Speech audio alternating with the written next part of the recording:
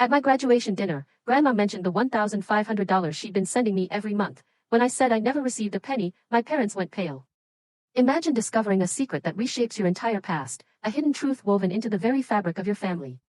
What if the people you trusted most were behind the deception, and a seemingly innocent remark unveiled everything? This is the story of a young woman's journey through betrayal, revelation, and ultimately, a fierce reclaiming of her own narrative. My grandmother, Eleanor Vance, delivered the words with the same warm, unceremonious grace she applied to all matters of importance. Leaning slightly forward in the soft candlelight, as if sharing a cherished secret, she said, "I'm just so glad the $1,500 I send you every month has been helping, dear." The restaurant's ambient chatter didn't vanish in an instant, it gradually receded. That peculiar fading of sound happens when your mind, overwhelmed, decides to funnel every available resource toward one singular, immediate detail. Laughter continued from a nearby table. A server, somewhere behind me, was reciting the evening's dessert specials. A glass clinked. My brother, Alex, froze, his fork suspended halfway to his mouth. My father, Richard, his champagne flute raised in a toast that never reached his lips, remained motionless. My mother, Elaine, stared intently at the table's centerpiece. My gaze, however, was fixed on my grandmother. Eleanor Vance, at 78, had never uttered a word she didn't genuinely mean. Her reading glasses were perched atop her silver hair, and her eyes held that distinct warmth of a person who has watched a loved one overcome great odds, quietly proud to have played a part. She was utterly oblivious to the earthquake she had just unleashed. "Grandma," I managed, my voice surprisingly steady. "I don't understand. I never received any of that money." A single, agonizing beat of absolute silence hung in the air. Then, my father's voice, a strained whisper, "Maya, I never received it either." I repeated, "Still true." My eyes remained locked on my grandmother. Her face was a canvas of rapidly shifting emotions, from warmth to confusion, then settling on the bewildered expression of someone who has unknowingly stumbled into a room that shouldn't exist. "What do you mean you never received it?" she asked. Exactly what I said. I had juggled 2 jobs throughout my 4 years of college, never once seeing a dollar of the $1,500 my grandmother had diligently sent each month for my education. I knew precisely where it had gone. Tucked away in my bag was a meticulously organized binder, documenting its journey in 4 distinct colors, complete with timestamps, account numbers, and receipts. But that was for later. For now, there was only the restaurant table, the flickering candlelight, my grandmother's bewildered face, and my parents, enveloped in that telling silence reserved for those irrevocably caught. My name is Maya Thompson. I am 22 years old, and I earned my economics degree from the University of Illinois on a Tuesday, graduating with a 3.7 GPA. I'm going to tell you how I achieved that, because true accomplishment demands context. And my story, without its context, is incomplete. I grew up in a 4-bedroom house in Naperville, Illinois, in a family that had enough. Not in abundance, but sufficient. My father, Richard, served as a regional sales manager for a medical equipment distributor, providing a stable, middle-class income. My mother, Elaine, taught part-time at a community college and meticulously managed our household finances with what I understood, as a child, to be diligent care and precision. Now, I see it very differently. My brother, Alex, is 25, and he was always the kind of son whose needs were met with an almost desperate urgency, as if his comfort directly reflected our parents' competence. I, on the other hand, was the other kind of child. The prevailing philosophy in our home during my formative years was, struggle makes you stronger. My father articulated it first, often, and with the genuine conviction of a man who clings to beliefs that serve his convenience, someone who, somewhere between theory and practice, confused other people's struggles with principled parenting. When I was 16 and requested money for a homecoming dress, my father declared, struggle makes you stronger, and suggested I babysit to earn it. I babysat. I attended homecoming in a dress from the Goodwill on Route 59, which I tailored myself using YouTube tutorials and a sewing kit from Walgreens. My mother's version of this philosophy was softer. She called it building character. She'd say, disappointment is a tool, delivering these lines with the warmth of someone genuinely convinced they were dispensing wisdom. For a long time, longer than I care to admit, I believed her. It sounded like good parenting. In reality, it was just a cover story. When I was accepted into the University of Illinois, the financial discussion was brief, occurring once at the kitchen table. Both my parents were there, along with a printed copy of my financial aid package. My father pronounced the aid good, stating that my part-time work would cover the remaining costs, and that he and my mother would contribute what they could, when they could. My mother expressed her pride. Alex, who was a junior in high school at the time and absent from this conversation, would later have his college application fees covered, his apartment deposit paid, a used but well-maintained Toyota Camry bought for him, and even a ski trip to Colorado during his freshman year of college fully funded. I didn't know these details then. I know them now. I know them with the color-coded, time-stamped, triple-printed, black binder certainty that defines everything I'm about to tell you. I secured a job at the university library during my first week of freshman year, primarily working night shifts. The library stayed open until midnight on weekdays, and I worked 4 evenings, shelving books, assisting students at the reference desk, performing the quiet, meticulous tasks of an institution powered by attention to detail. I was good at it. I am good at detail.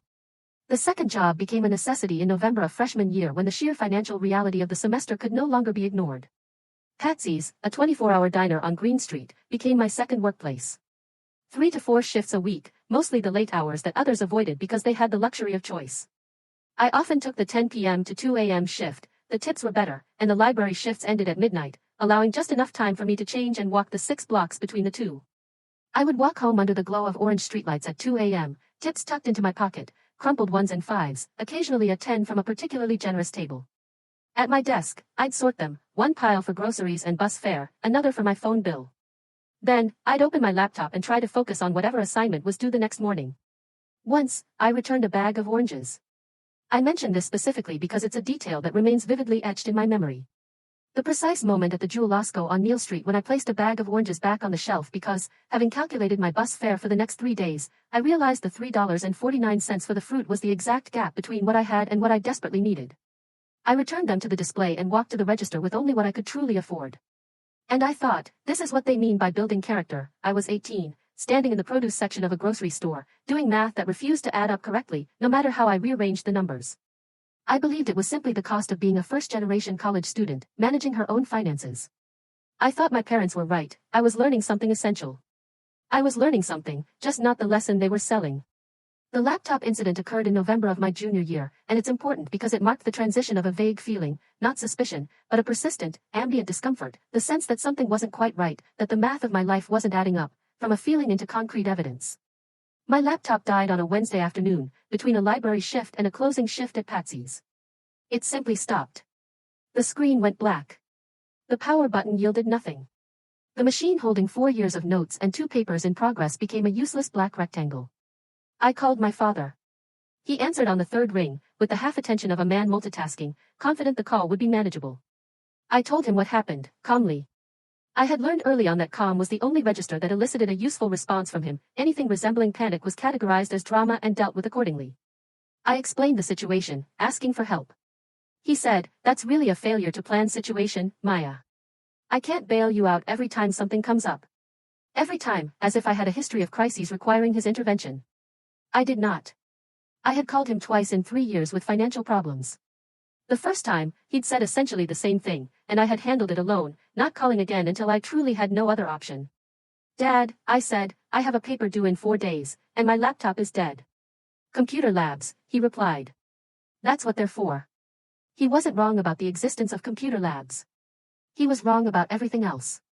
I spent 48 hours in the computer lab in the basement of the undergraduate library, snatching 2-hour naps in the chair at my station, subsisting on vending machine food, rewriting from memory and from the notes I had, foresightfully, printed in advance.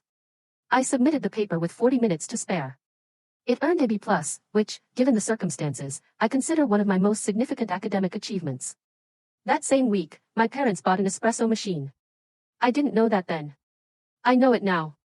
The house-sitting incident occurred in March of my senior year. My parents were attending a wine festival in Galena for a long weekend, Thursday through Sunday, and needed someone to water the plants, collect the mail, and ensure the house remained undisturbed. They asked me because I was nearby, because I was responsible, and because asking me cost nothing. I agreed. I drove to Naperville on Thursday afternoon and let myself in with the key I'd kept since high school. The house was quiet, in the way a home is when its regular occupants are absent. That particular, organized stillness wasn't emptiness, but rather a temporary suspension, waiting for its people to return. I watered the plants. I collected the mail. I placed my bag in my old bedroom, which my mother had converted into a craft room in my sophomore year, complete with a folding cot in the closet for my occasional visits. On Friday morning, I sat at my father's desk in his home office to use the printer. I needed to print a document for a meeting the following week, and his office boasted the good printer, the one that didn't smear. My father's laptop was open. He had left it logged in. As was his habit with all his home devices, he'd saved every password in the browser's password manager for convenience. The banking portal for their joint account was right there in the browser history. 1 click away. I didn't open it immediately. I want to be honest about that. I sat at that desk for approximately 4 minutes, my phone in hand, the document already sent to the print queue, staring at the browser history, weighing whether I would do what I was contemplating. For years, I had been constructing a mental model of my family's finances. Not consciously, but through the ambient accounting that accumulates when you're good with numbers and find yourself in close proximity to a financial situation that simply doesn't quite add up. The espresso machine, Alex's car, my parents' wine vacation to Galena while I was eating vending machine food in a computer lab. I clicked on the banking portal. I remained in my father's home office from 9:14 a.m. to 11:52 a.m. What I uncovered in those 2 hours and 38 minutes reshaped my understanding of the past 4 years more completely than anything before. Deposits from Eleanor Vance arrived on the 15th of every month. $1,500 every single month, sent by my grandmother specifically for my education. The transaction description clearly stated, for Maya's college expenses. She had evidently typed that note herself at whatever interface she used for the transfer, with the deliberate intention that the money's purpose be unambiguous. It was unambiguous. It was also redirected within days of every arrival. I pieced together the picture slowly, because slowness was what the situation demanded. Not the slowness of someone struggling to comprehend, but the deliberate pace of someone who knows that what they are seeing will need to be documented, and that documentation requires complete understanding before any reaction. Month 1, freshman year, a $1,500 deposit from Eleanor Vance. 4 days later, a designer handbag from Nordstrom, $387. A steakhouse dinner, $210. 2 days after that, a transfer to Alex's account, $400. Month 3, $1,500 deposit. Days later, a spa weekend at a Wisconsin hotel, $640. Golf supplies, $290. Month 7, the month I couldn't afford the art history textbook and subsequently failed the class. The month I called the financial aid office, the library, and 2 campus resource centers, desperate to find a way to cover $220. Deposit from Eleanor Vance, $1,500. 5 days later, concert tickets, $310. Restaurant, $180. Month 14, the month my laptop died. The month I spent 48 hours in a computer lab. Deposit from Eleanor Vance, $1,500. 4 days later, an espresso machine, $340. Transfer to Alex's account, $600. I sat in my father's office chair and meticulously compiled a list in the Notes app on my phone. The list had 4 categories: green, deposits from Grandma Eleanor; pink, expenditures on luxury items and entertainment; blue, transfers to Alex; yellow, household expenses that plausibly could have been covered by my parents' own income, but were, in fact, covered by Grandma Eleanor's monthly deposit within the same billing cycle. It took most of the morning to confirm I was reading everything correctly. I am a person who double-checks her math. I checked it 3 times. $72,000. 4 years. $1,500 per month for the months I could access, plus an estimation for the first year's records that had scrolled past the portal's accessible history, calculated from the consistent pattern. $72,000 sent by my grandmother to support my education, which had instead supported a spa weekend, a golf subscription, Alex's Toyota Camry, and an espresso machine purchased the same week I spent 2 days in a basement computer lab rewriting a paper from memory. I remained in that chair for a while after completing the list. My hands rested flat on the desk, not shaking. I want to be precise. Shaking would have been the dramatic response, and what I felt was not dramatic. It was more like the profound stillness that arrives when something monumental lands, and your body, before your mind has fully processed it, instinctively chooses stillness as the only appropriate response. Then I went to the printer and retrieved the document I had come for. Then I went to Walgreens and bought a black binder, color-coded tab dividers, and 3 packs of printer paper. Then I returned home and printed everything. I want to acknowledge the people who supported me over the following 3 weeks, because I did not face what came next alone. Their help deserves accurate recognition. My first call was to Professor Evelyn Reed. Professor Reed had served as my academic advisor and, more importantly, a professor of financial economics at the University of Illinois for 14 years. She is small, precise, and possesses a unique quality of attention that makes you feel, when she focuses on your problem, that it is being examined from every conceivable angle simultaneously. I had excelled in her seminar for 2 semesters, and she had written one of my graduate school recommendation letters. I trusted her implicitly, in the way you trust someone you've observed operating under pressure and found to be exactly as they appeared. I called her on Saturday morning from my parents' driveway, asking if I could see her on Monday. "Is something wrong?" she inquired. "I found something," I replied, "and I need to understand what I'm looking at before I decide what to do with it." A moment of silence. "Come at 10, she said. "Bring everything." I arrived at 10 on Monday morning, armed with the black binder, now featuring 4 color-coded sections and a comprehensive summary page.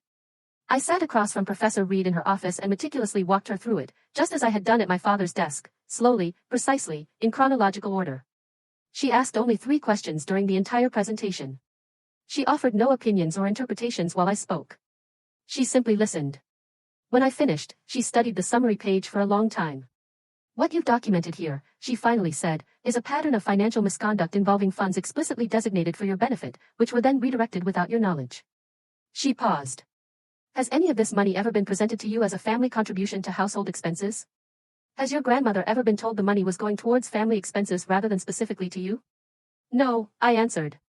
She explicitly marked it for Maya's education every month. Then the misdirection was deliberate, she stated. Not a misunderstanding about how the money was being managed. Yes, I confirmed. She glanced at the binder, then at me. What are you planning to do with this? I'm going to tell my grandmother, I said, before anything else. She's the one who sent it. That's the correct order, Professor Reed affirmed. And then? Then I'm going to let her decide what she wants to do. She nodded slowly. You may also want to speak to a financial counselor or attorney about your options, in case you wish to pursue formal recovery of what should have been yours. She provided a name, Arthur Hayes, a certified financial counselor and family estate specialist with 20 years of experience. Professor Reed described him as someone who had handled similar situations involving diverted family funds and was, in her assessment, exactly the person I needed. I called Arthur Hayes that afternoon. He had an opening the following Wednesday.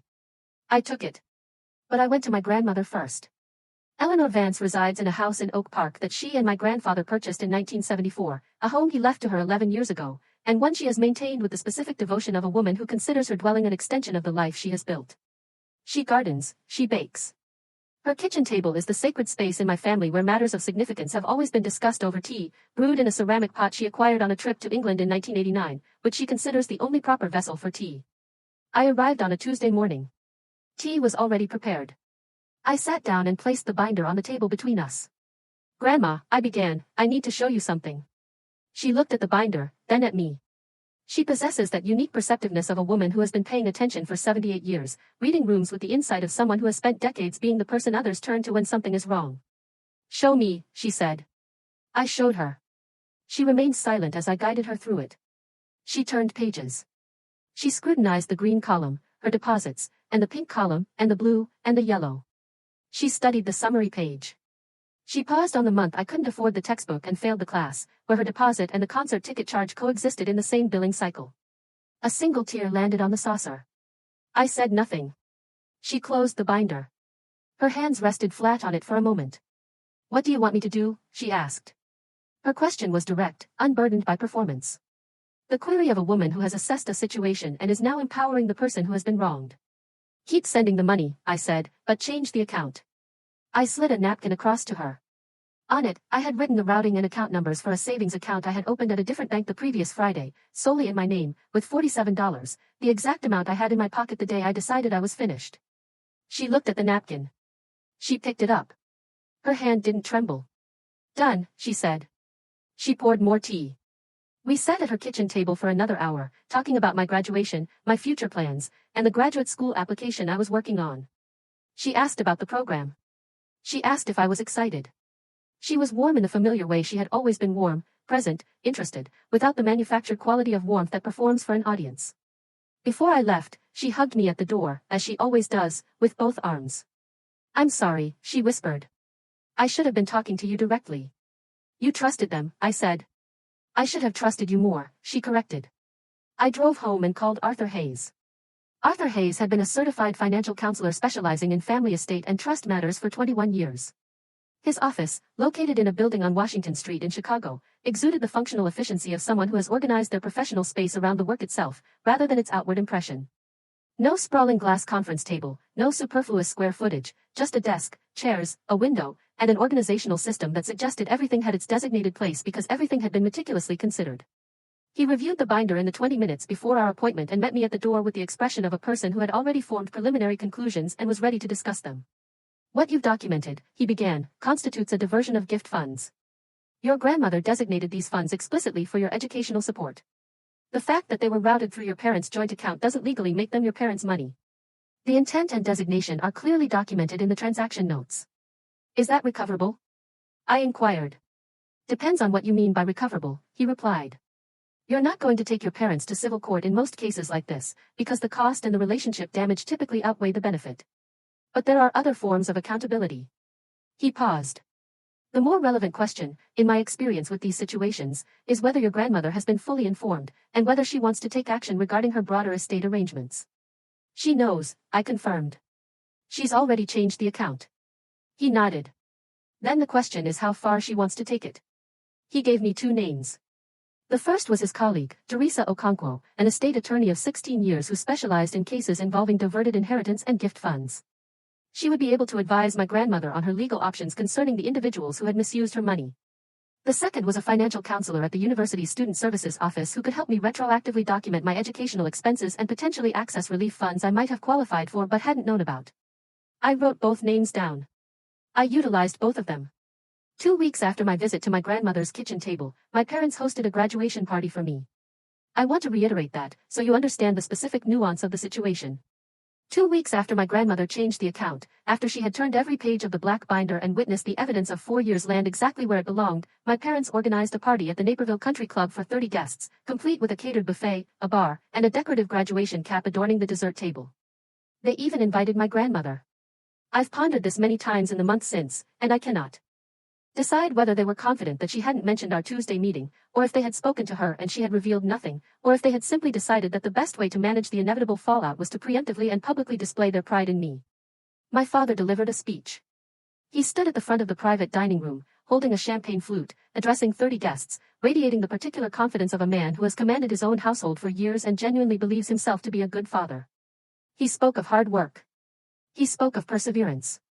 He spoke of what it meant to raise a self-sufficient daughter, of the value of doing things independently, of the character that struggle builds. He accepted the applause as if he had authored my thesis. I stood near the back of the room beside my brother, Alex, who wore the slightly glazed expression of someone yet to connect the impending dots. Then, my grandmother rose. She is not a theatrical person. She does not deliver speeches for performance. When Eleanor Vance speaks in a room, it's because she has something significant to impart and has chosen to say it. The act of speaking requires no grand staging or announcement. She simply stood, and the room fell silent in that way rooms do when their eldest member decides to speak. I'd like to say something, she announced. Her voice was warm. The room was warm. 30 people held their champagne glasses, smiling expectantly at my grandmother, who they presumed was about to offer a sweet sentiment about her granddaughter's graduation. I'm so proud of Maya. She has worked so hard, and that has always been clear to me. She smiled across the room at me. That's why I was happy to help. I'm glad the $1,500 I've been sending every month helped you get through it, dear. She spoke the words exactly as she had at the restaurant, warmly, without ceremony, as if sharing a sweet detail. This time, I was prepared. The room shifted, subtly, not dramatically, but with that particular physical change a space undergoes when its emotional atmosphere transforms, and everyone feels it before they understand why. My Aunt Susan, across the room, froze mid-sip. My cousin Liam, whom I liked and who had always been kind to me, looked from my grandmother to me, and then to my parents, in the specific sequence of someone rapidly performing contextual math. My father was already molding his face into the expression he uses when a situation demands immediate management. I looked at my grandmother. I never received it, Grandma, I stated. Gasps rippled through the room. They began at the table closest to my grandmother and expanded outwards, like a wave of sound, as each person processed what they'd heard and relayed the information to the next. Aunt Susan's mouth opened and remained agape. My father stepped forward.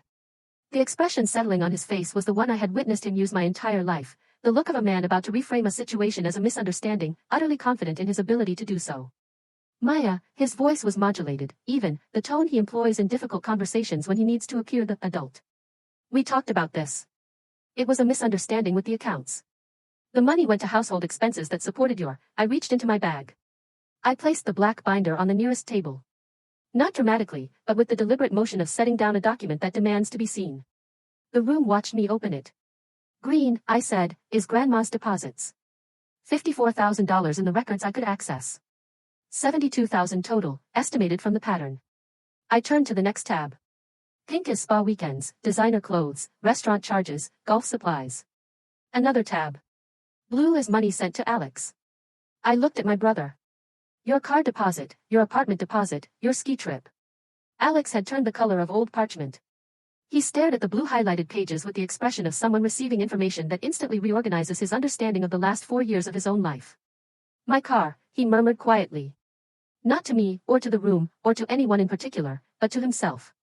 My apartment deposit. My mother couldn't meet his gaze. She was staring fixedly at the table. I had watched my mother navigate difficult situations my entire life, maintaining that specific composure of a woman who, consistently over many years, decided that the way to manage discomfort was to appear above it. She couldn't summon that composure now. The binder was on the table, visible to 30 people, and there was no appearing above a binder. My father interjected, "This is a private family matter, and I think we should." "You gave a speech," I said. "In front of 30 people, about the value of self-sufficiency and what you taught me about hard work. This seems like the right room." He stopped. My grandmother had been observing the room with the expression of a woman who had already completed her accounting and was now watching others do theirs. She reached into her bag for her phone. My father's eyes widened, the specific widening of someone who has identified an uncontrollable variable. "Eleanor," he pleaded. She dialed. The room became utterly silent, the kind of quiet where 30 people collectively hold breaths they hadn't consciously decided to hold. It rang twice. "Edward," she said when her attorney answered. Edward Stone, an estate attorney. I had looked him up because my grandmother had once mentioned his name, and I am a person who looks things up. 33 years in estate and trust law, with a firm on Ontario Street my grandmother had used for a decade. Close the joint account with my daughter. Begin reviewing every asset I've co-signed for Richard and Elaine. I'd like to see a full list of what I've authorized them to access. And then I'd like to start the process of removing them as beneficiaries from my will." The gasp that swept through the room was the kind that only occurs when 30 people process the same information simultaneously and find it equally immense. A collective intake of 30 separate breaths. "Understood," Edward Stone's voice was audible in the profound silence of that room. The distinct voice of a man who has been an attorney for 33 years and has learned that his role in such moments is to remain unflappable. "Consider it done." My grandmother placed her phone back in her bag. She looked at my father for a single, unwavering moment. Not with anger, but with the specific expression of a woman who has made a profound decision and is now looking at the precise thing that compelled her to make it. Then she looked at me. I picked up my bag. I walked across the private dining room of the Naperville Country Club. I passed my cousin Liam, who reached out and briefly touched my arm. I passed my Aunt Susan, still sitting with her mouth slightly open. I passed 30 people who were utterly still and utterly quiet. And I walked out the door into the parking lot, where the May afternoon was bright and clear and entirely separate from the walls of that room. I didn't look back. There was nothing in that room that required a backward glance. The truth was already standing where everyone could see it.